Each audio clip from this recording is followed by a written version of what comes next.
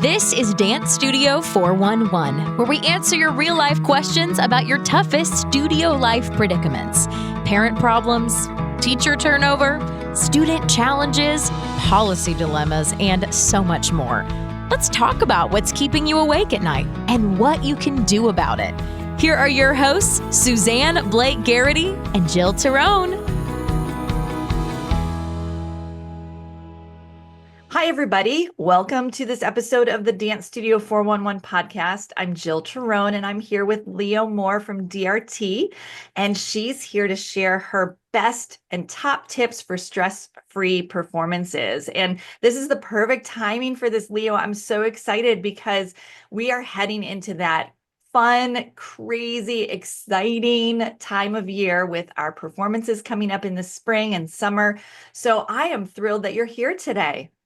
Thank you so much. I'm honored, truly.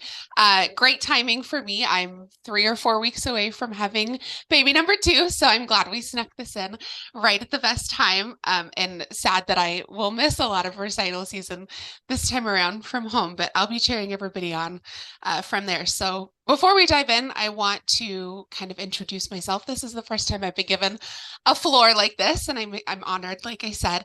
I've been with DRT Performance Tix for 2.5 years. It is a great organization based in Georgia. We are the leading provider of online ticketing for dance studios, and we are truly passionate about making recitals easy for studio owners. Easier, right? There's only so much as a ticketing provider we can take off their plate, but we find that, when we look back over a year and we've set up thousands and thousands of shows, right, that we evolve as team members here to really become an SME, a subject matter expert in recitals and, talking through all of the possibilities of how to manage those events. And we see that most of our studios are maybe having 2 shows, in the spring, maybe having 1. So, we look at in the winter and we have, so that's 3 in a year. I've set up 3 this morning, so, we deal with thousands and thousands of setups. Last year, we did almost 9,000 shows.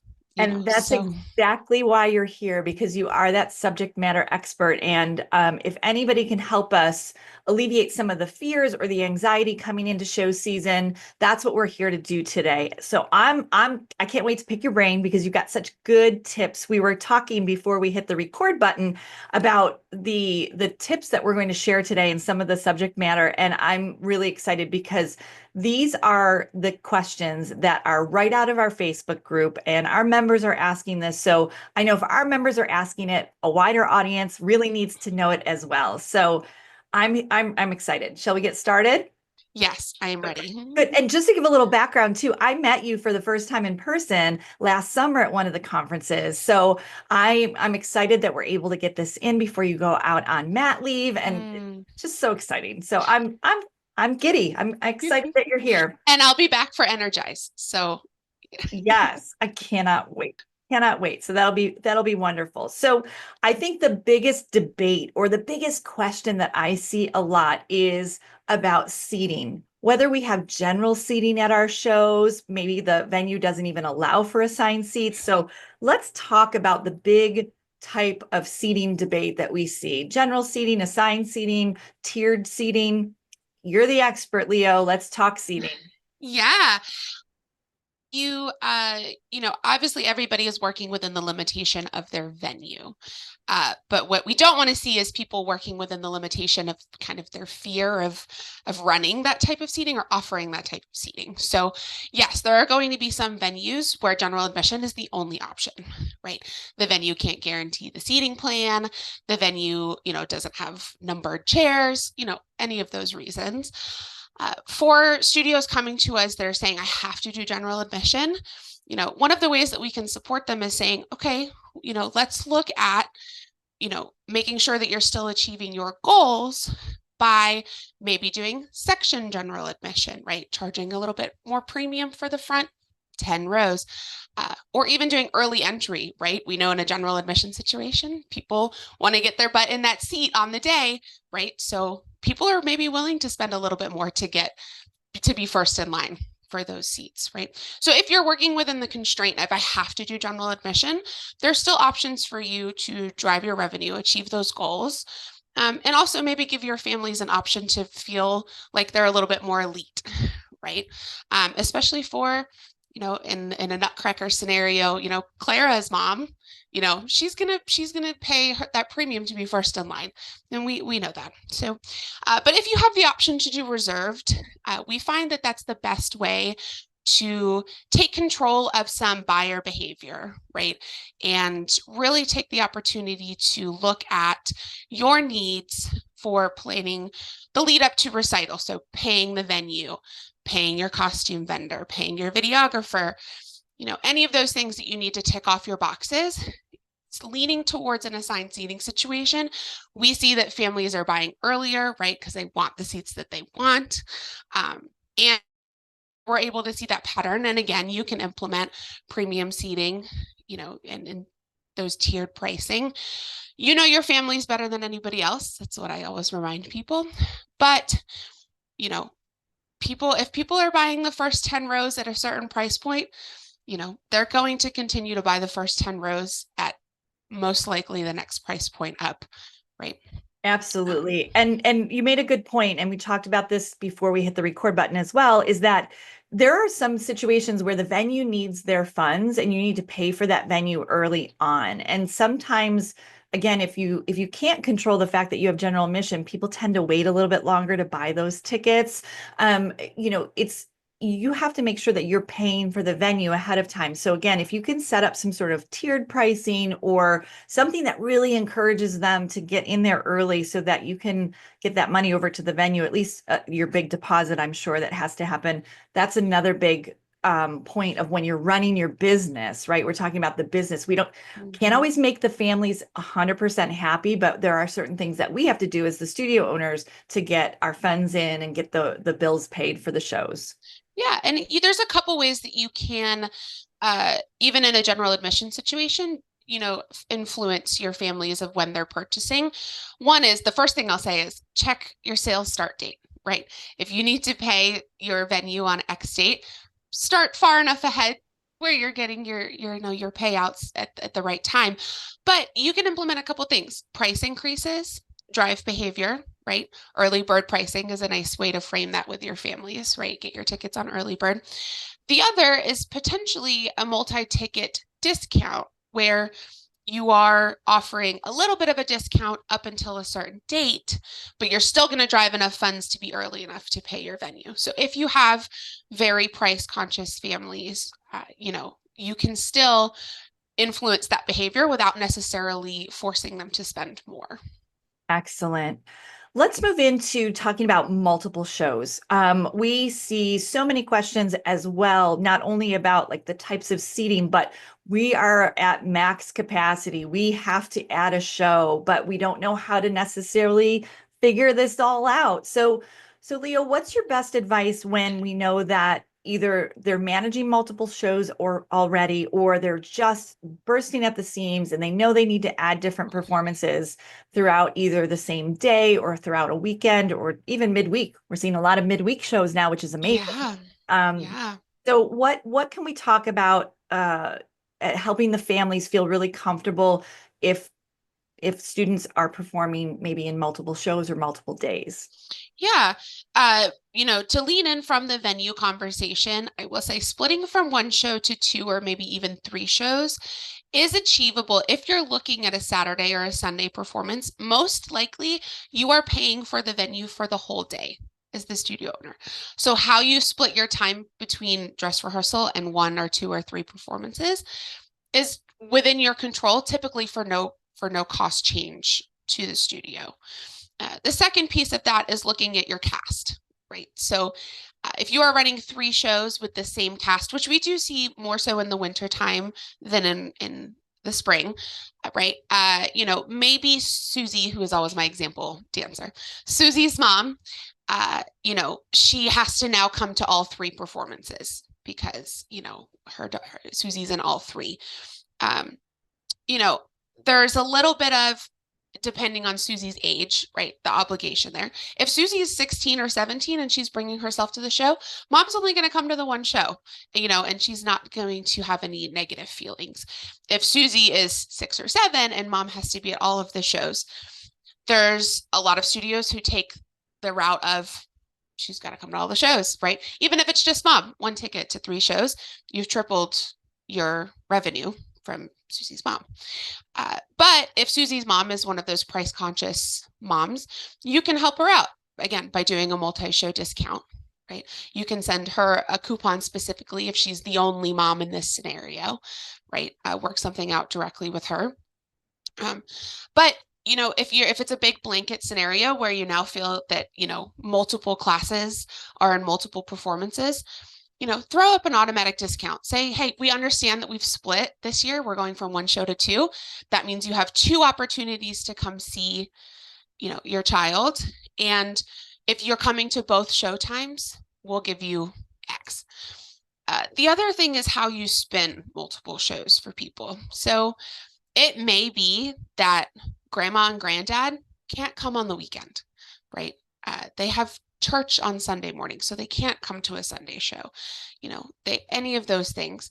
But you've added a Friday night show, and that's great. That's the only day of the week grandma doesn't play bingo. She'll be there. So it's just how you kind of spin it with your families, right? So we're giving you multiple opportunities to, bring in additional guests that wouldn't necessarily get to see Susie if we only kept it to this 1 show time on this one day. I love that take on adding those shows and being able to have the opportunity for people to pick and choose when they can come. One thing I want to definitely address, and we've talked about this before when we work on performances and planning especially, is the budgeting. So if you are thinking especially of adding either another day or another show, I really strongly suggest taking the time to put together a recital planning spreadsheet, because you are going to have to hit your numbers to make sure that you're covering the cost of the venue and, turning the lights on and all of the employees that might need to be paid for that event too. So if you're in that scenario of adding shows or moving things into different days of the week, or even moving, does it make sense to move your dress rehearsal out of the venue and back into the studio? These are all great budgeting questions, but it can only really be done when you sit down, roll your sleeves up, get a pen and paper out or your great budgeting software and take a look at the numbers. So that's another thing too, as you're talking about discounts or offering discounts to these families, you don't want to discount yourself right out the door. Correct. For your discount, for a multi-show discount to really work, you have to be able to estimate your ticket sales in that additional show. And then, like you said, make sure you're still achieving your financial goals there. The other thing that I'll add on, just in regard to shows and attendance, and going back to grandma and grandpa, we're seeing a really strong uptick in folks doing virtual offerings. So that's been a really great way for, someone who can't make it to the event to also be able to view. So if you're feeling maybe the opposite pressure, you typically only have a show on Friday night and your families are like, we need a Sunday show because that's the only time that grandma can come. You can now say, hey, we're actually going to do a virtual stream, right? We're going to stream it live, and then grandma can actually buy a digital download and she can have it forever, right? That adds some opportunity for revenue for you. Maybe you have to pay a videographer to come out. Again, look at your budget, look at your costs there. But we also live in a day and age where I promise you your front desk staff, your 18 to 25-year-old front desk staffs, they probably have some skills there if you just ask and see what they're capable of doing, even if it's not necessarily a live stream, but a recording that you can then share later for a small price, and people can have a memento. And then you don't necessarily have to accommodate shows on times that work best for everybody because you still have an alternative. I love that. And thinking about taking everybody into account, we cannot please everybody, but we want to, and we want to try to do the best we can. I love having virtual options or the recorded option. What about asking your families what they need or want? Let's talk a little bit about, the studio culture, how we really want to make sure that we are pulling these shows together and hitting as many of the families as we can where they need to be, right? We can't, again, make everybody happy when it comes to these performances. But what do you suggest about maybe some anxiety around adding a different show or combining shows, or how can we talk and create this culture and making sure that the families are heard, but ultimately it is definitely the studio owner's call as to what happens with their event? Yeah, so when I'm talking to studio owners here, I remind them that while I consider myself a ticketing or a recital SME, I would never pretend to be the subject matter expert for their families, for their studio culture, right? I really rely on them being able to relay that to me. So when I say ask your families, I don't mean give them choices that are not feasible, right? And I'm going to liken this to my experience as a mom. I have a 2.5-year-old, and I love giving her options, but as a mom, I'm okay with both options, right? Whatever she picks is good with me. It's feasible. It's not going to hurt me in any way, but she feels like she has a choice and a voice. And of course, when you take that to the masses, to a group of studio families, you're right. You're always going to have people who fall in both categories. But if you don't ask the question and you are guessing on their behalf, you may be making an assumption that is not correct. And then, if you're split between having, I prefer 1 3-hour show or 2 1-hour shows, if you're not asking that question to your families, you may go one down one path, and then with the data you could have realized, wow, actually 75% of people would have preferred the other path, right? As long as the question that you're asking, I always say keep it short, 1 question, 2 questions, even write it on the whiteboard in your lobby, right? So that only people who want to participate and are actively in your studio are have that option to poll. Keep it informal. And keep it brief, but know before you ask your families that whichever route you go, you are okay with, right? It sticks to your goals as a studio owner and is not going to add to your plate. That makes so much sense. And what we want to do is not necessarily let them control what we do, but we want it to steer and get a very informed decision and make that informed decision based on the data. I'm a data person, Leo. Like, I'm spreadsheet data, give me analytics, let me look at what's happening so that we can then make choices that make sense. And I love the fact that you're going to go one way or the other. It's just a matter of kind of understanding the audience, right? Yeah. And a lot of this is to alleviate, we want to alleviate fear in studio owners that they're going to make the wrong choice or they're going to make the wrong mom upset, and we all know that mom, right? So maybe you ask the question to that mom specifically. And then if you have to go down the other path, you can be prepared to have that conversation with her as to why this was the best for the studio as a whole. Right. And nothing is coming as a shock to that mom in that scenario. I love that. And then, Leo, one last thing that we want to touch on today is really trying to make these performances and the events as easy as we possibly can, not only for us as the studio owners, but for the audience and the people attending. So let's wrap up today's podcast with how we can just feel very confident and put on shows with ease based on some of the things that you've seen in all of the studio owners that you're working with to put on amazing events. Yeah. Don't overthink it. Don't overthink it. And if you are going to overthink it from Susie's mom's perspective, right? Put yourself in her shoes as the person who is making all of the purchases, right? Costume, take all of the things leading up to the event, getting Susie to dress rehearsal, then the time lapse between dress rehearsal and the show, attending 1 show or 2 shows, right? What does that look like if you're Susie's mom, right? Think through it in the day, write it out, however you have to do that. But I think when we ask studio owners to think of it from that perspective, a little bit of logic kind of kicks in, right? And my one that I say every week when we're talking about increasing to multiple events or doing multiple events for the first time is, they're like, well, I don't want people buying tickets to shows that their children are not in, right? And I always say, let's put on the shoes of Susie's mom. Why would Susie's mom buy tickets to a show that Susie is not in? And typically the answer to that question is, well, she probably wouldn't. Or there's a valid reason. Susie's niece is in the other show. Susie's best friend is in the other show. In which case, congratulations, you've made an additional ticket sale, right? But that'll kind of alleviate some stress on your end and maybe some over planning that I think we all can tend to do. And just say, I know that this plan makes most of my families happy. I feel confident in running the logistics, and everything else is going to fall into place, right? A great example to tie back to tiered pricing. Sometimes we see folks send in their recital details with 8 pricing tiers in a venue, right?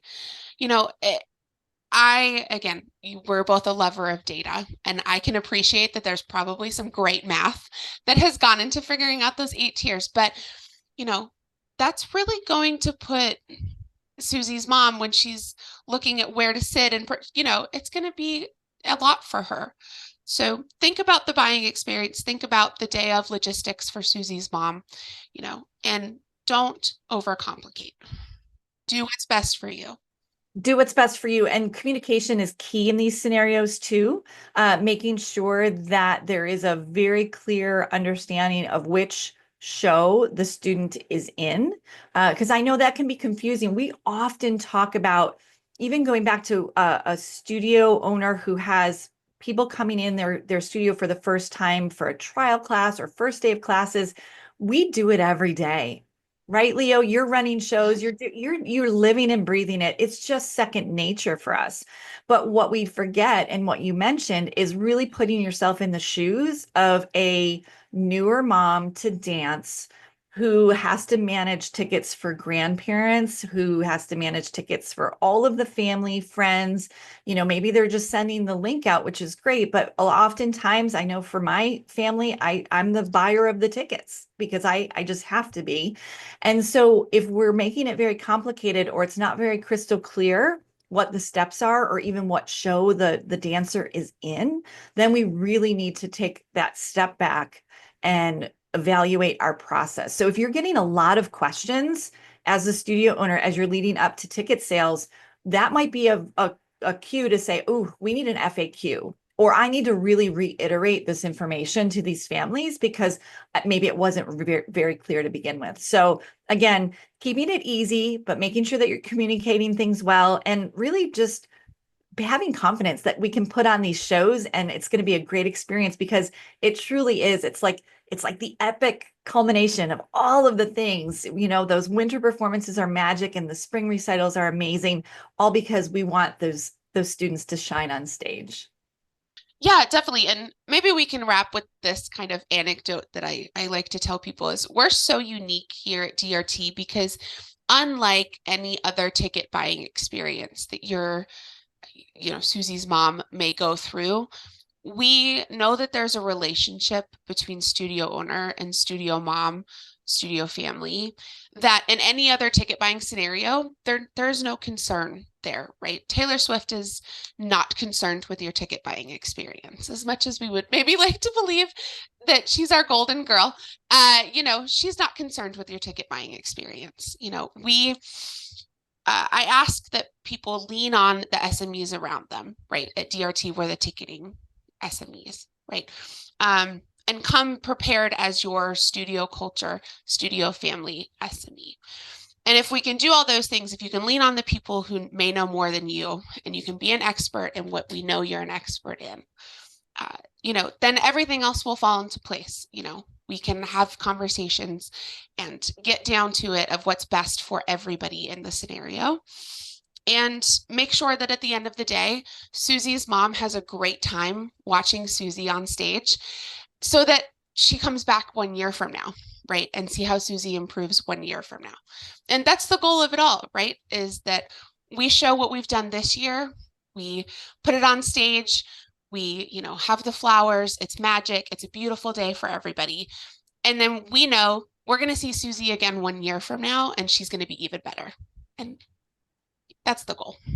That's what it's all about. We want them to be entertained. We want them to be proud. We want them to come back. And that's the bottom line. Retain those students. And you can definitely do that through a smooth show process, and definitely getting them in and out of that venue easily from start to finish. So Leo, this has been really, really helpful. We're going to put in the show notes how people can reach you and reach out to DRT so they can have all of that information. Do you have anything else you'd like to add, or would you like to just share the website real quickly so that we can close out today and everybody can really start thinking about their recital planning? Yeah, we are at drttix.com, so drttix.com.